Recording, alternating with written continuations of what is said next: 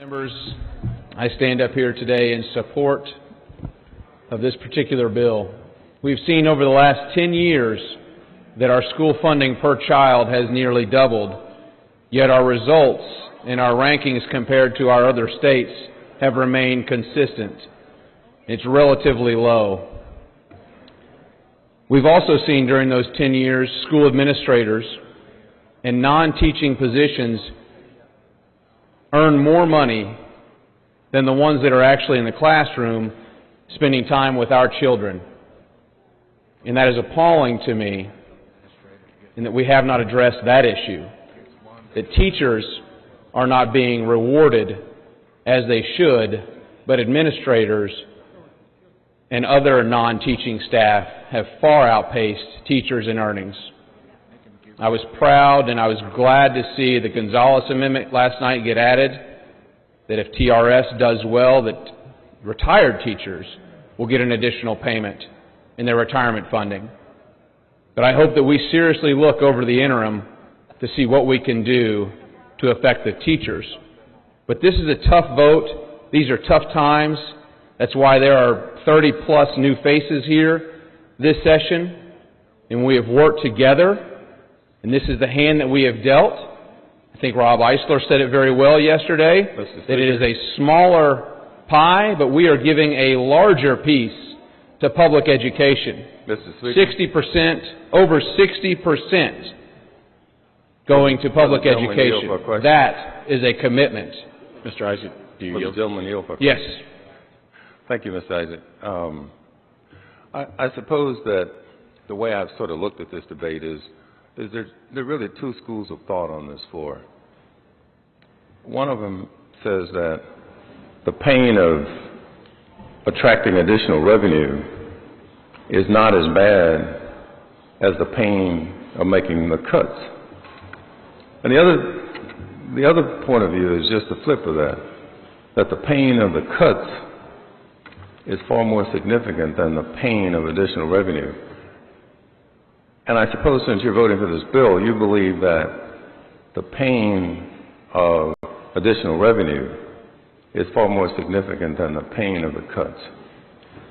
I would agree with that comment. Over the last decade, we have significantly increased the funding to public education, and they've become dependent on that funding, and now we're having to scale back that funding on a per-student basis. Well, let me ask you, I heard you say that. And that money has been used irresponsibly. Right. Why do you say we have increased funding to education significantly? Well, if you look, I believe it was over 30% increase just a few sessions ago, and you look over the last 10 years, we have more than doubled per student, or almost doubled, per student, and we're still getting the same results. I don't think you can throw money at this problem and expect better results. Well, I'm not sure that the money is the problem. I mean, I guess what you're saying is you believe that somehow or another money, or more money, is the problem in public schools. But let me ask it this way. What's your idea about fixing it? I think you made a good point that more money is not the issue. It's how we spend that money. Well, how would you suggest that school districts are spending it improperly now? I think that's evident over the last 10 years. We've seen significant growth in the amount of funds, and it's not making it to the classroom. We're lucky if we see 50% of the funds go into the classroom. Is that, and you have some statistic that says that's true? I have several, and I'd be happy to show them. So how much does your statistics indicate that we spend in the classroom then on a per capita basis? I believe it's around 50%. I also believe that I believe it was in 2005, perhaps 2007, the governor came out and requested that 65% of the funds be spent in the classroom. And there are some schools that are doing that, and there are others that are not. And for the most part, I believe the statewide average is less than 65% of those funds are being spent in the classroom. And someone that has children in the classroom, I'd rather see that money being spent there on education. Would you support consolidating school districts? I'm not advised. Well, that's one way to eliminate the cost that you're complaining about. Yeah.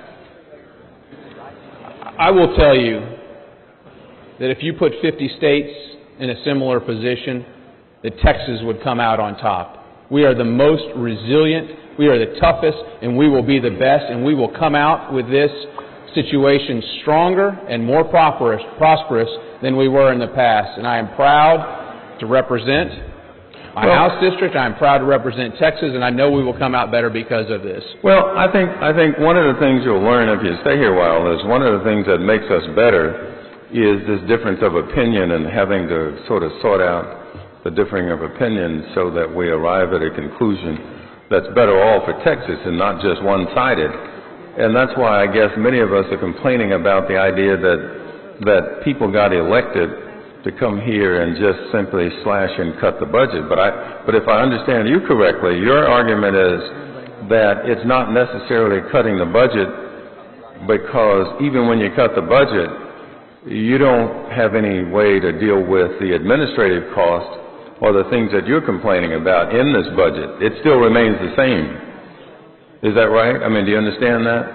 That nothing has changed in this budget based on the conclusions that you've made as to why we ought to cut the budget. You lost me there. I'm sorry. I'm not. It is a little early. It is. Let me try it this way.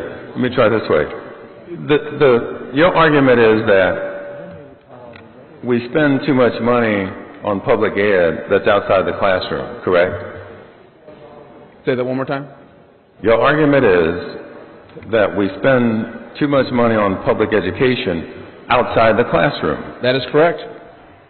Tell me how that's fixed in Senate Bill 1. We're reducing the expenditures, we're reducing mandates on schools, and I can only hope that because there will be more local involvement and more local control, that the school administrators will hear loud and clear they need to spend more of the money in the school districts, or in the classrooms. And you believe that's the solution? Yes, I do.